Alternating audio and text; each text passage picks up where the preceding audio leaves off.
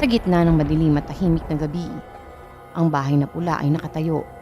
Isang misteryosong kaharian ng mga alaala.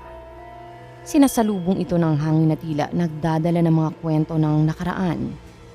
Ang mga pader nito ay nasaksihan ang hindi malilimutang mga pangyayari at ang mga tanawin sa paligid ay binabalot din ng misteryo. Sa tuwing maglalakad ka sa daan patungo sa bahay na pula, maririnig mo ang mga hilakbot ng hangin na animoy nagkukwento ng hindi pangkaraniwang kaganapan. Minsan, ang mga nakatira malapit dito ay nagsasalaysay ng mga storya ng pagpaparamdam na tila ba hindi nakakapagpahinga ang mga kaluluwa dito. Patuloy na naghahanap ng katarungan. Ang mga naglalakas loob na pumasok sa loob ng bahay ay nagkukwento na maririnig daw ang mga hudyat ng mga nilalang na hindi nakikita ng mata ng karaniwang tao. May nagsasabing naririnig daw ang mga malalakas na hakbang mula sa itaas kahit wala naman daw doon ang sinuman. Sa bawat silong ng bahay na pula, tila ba may multo na nagtatago sa mga sulok, nagmamasid at naghihintay. Ang mga kwento ng mga nagdaang kaganapan ay nagdudulot ng panginginig sa bawat nagtatangkang maglakbay sa loob ng mga dingding ng nakaraan. Habang dumaraan ang mga gabi, ang mga lilim ng puno sa paligid ng bahay na pula ay parang mga anino ng mga taong nagbuwis ng buhay sa lugar na ito. Minsan, may mga nagrereklamo na naririnig ang mga hagik-hik ng mga hindi kilalang tinig. Mga tanda na tila nagpapakita ng pangungulila.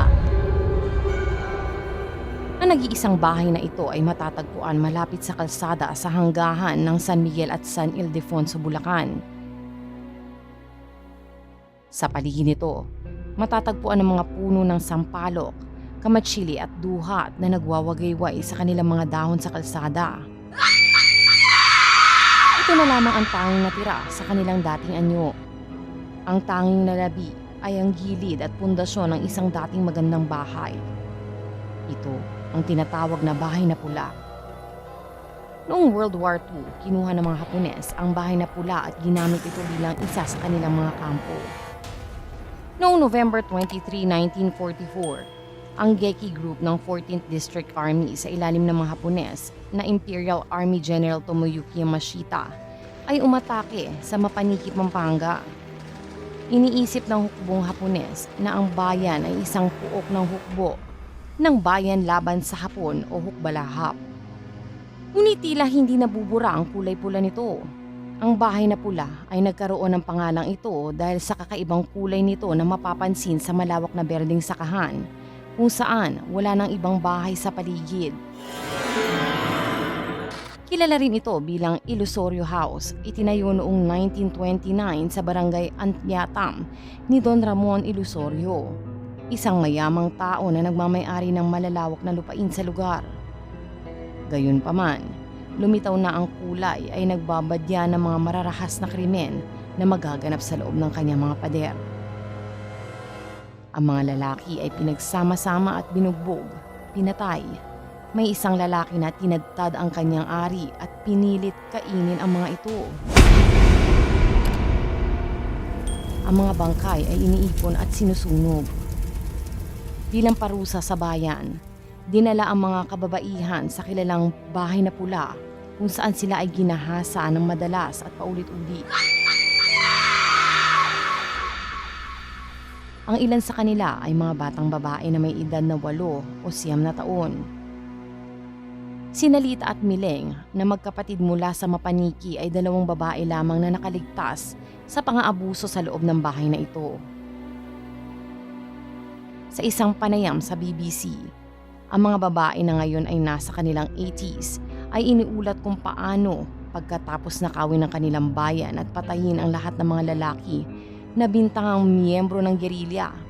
Iniutos ng mga Hapones na higit sa 100 batang babae ang magdala ng supply sa bahay. Akala namin, katapusan na namin. Akala namin, papatayin na nila kami, sabi ni Mileng sa isang panayam. Ang babaeng magkapatid na ito ay ginahasa noong gabi pagkatapos ilipat ang mga ninakaw. Ang mga batang babae na lumalaban ay tinututukan ng bayoneta. Ang magkapatid ay pinalaya kinabukasan. Ngunit hindi gaanong swerte ang iba Ang mga kababaihan at batang babae mula sa Bulacan at Pampanga ay sapilitang ipinatira sa bahay bilang comfort women o buong oras na alipin. Ayon sa ulat ng BBC, mga 200,000 na kababaihan ang kinulong at libo-libo ang ginahasa noong ikalawang digmaang pangdaigdig. Ito ay isang kasanayan na kumalat sa buong imperyong Hapones sa mga bansa tulad ng Korea, New Guinea, Myanmar at Pilipinas. Sa Bahay na Pula, naaalala ng mga nakaligtas kung paano sila inabuso sa loob at labas ng bahay. Maging ang mga mag-iina ay ginahasa sa parehong mga kwarto. Sa isang nakakatakot na kwento ng ilang mga nakaligtas, sinabi na isang magandang babae ang paborito ng maraming sundalo at ginagahasa siya ng 20 hanggang 30 beses sa isang araw. Nang siya'y subukan tumakas, siya'y nahuli sa banyo at inabuso ng mga sundalo bago siya nalunod sa isang bathtub. Matapos ang digmaan, kinakailangan lumipat na ang mga comfort women sa ibang bayan upang makalimutan ang lahat ng masasakit na alaala. Iniisip ng mga kababaihang nagdaan sa parehong trahedya na hindi nila maaaring pakasalan ng mga lalaki sa kanilang bayan na alam ang mga nangyari sa kanila. Kinailangan nilang umalis at ilipat ang mga kanilang pamilya sa halip na mabuhay sa hiya. May ilan sa kanila ang nagpasyang huwag na lang mag-asawa.